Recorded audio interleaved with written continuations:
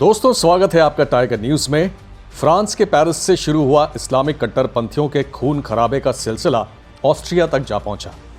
हथियारों से लैस आतंकियों ने ऑस्ट्रिया की राजधानी वियना पर धावा बोला।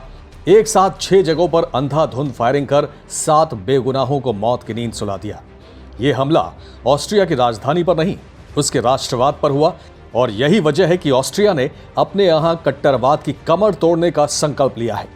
ऑस्ट्रिया ने ऐलान किया है कि वो अपने यहां चल रही कट्टरवादी मस्जिदों को पूरी तरह से बंद कराएगा। ऑस्ट्रिया के गृह मंत्री कार्ल नेहमर ने कहा है कि वियना में पुलिस की गोली से मारा गया संदिग्ध आतंकी बम बेल्ट पहने हुए था।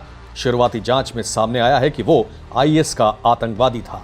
फ्रांस ने कट्टरवाद के खिलाफ अभियान शुरू किया तो दुनिया भर के चरमपंथी सड़कों पर उतर गए।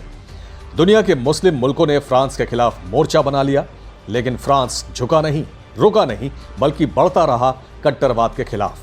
फ्रांस को डराने के लिए कट्टरपंथियों ने हमले का भी सहारा लिया।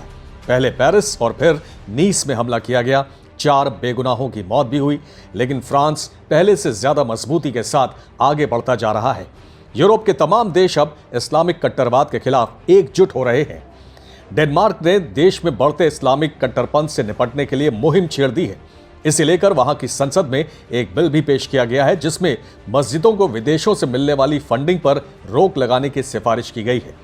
इस बिल में कहा गया है कि मस्जिदों को व्यक्तियों, संगठनों और संघों के पैसे को स्वीकार करने से रोका जाएगा जो लोकतांत्रिक मूल्यों, मौलिक स्वतंत्रता और मानवाधिकारों का विरोध या उन्हें कम करते हों।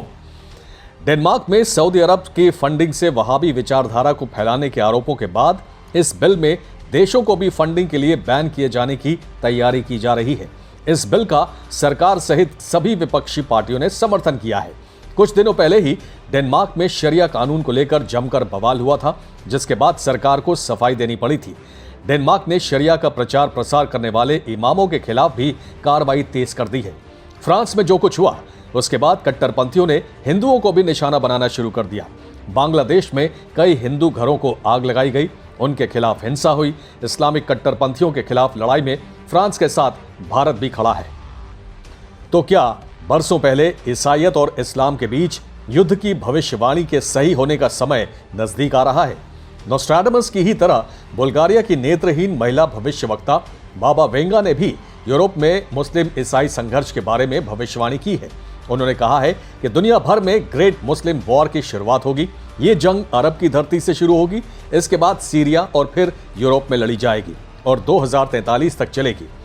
बाबा वेंगा ने अमेरिका पर 9/11 हमला, प्रिंसेस डायना का निधन, 2004 में आई सुनामी के बारे में वर्षों पहले भविष्यवाणी कर दी थी। बाबा वेंगा का निधन 1996 में ही हो गया था।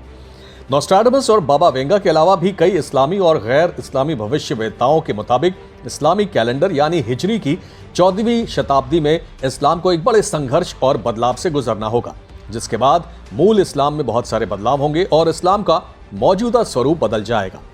ये तो भविष्य की बात है, लेकिन मौजूदा स्थिति को बिगाड़ने में तुर्की और पाकिस्तान जैसे देशों का भी बड़ा हाथ है।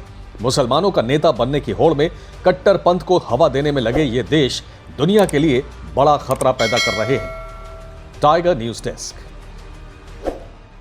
दोस्तों, अगर आपको हमारा न्यूज कंटेंट पसंद आ रहा है तो अपने चैनल टाइगर न्यूज को लाइक, सब्सक्राइब और शेयर करें। साथ ही बेल आइकन जरूर दबाएं ताकि आपको ताजा तरीन खबरों और इंफॉर्मेटिव जानकारियों से जुड़ा नोटिफिकेशन मिलता रहे।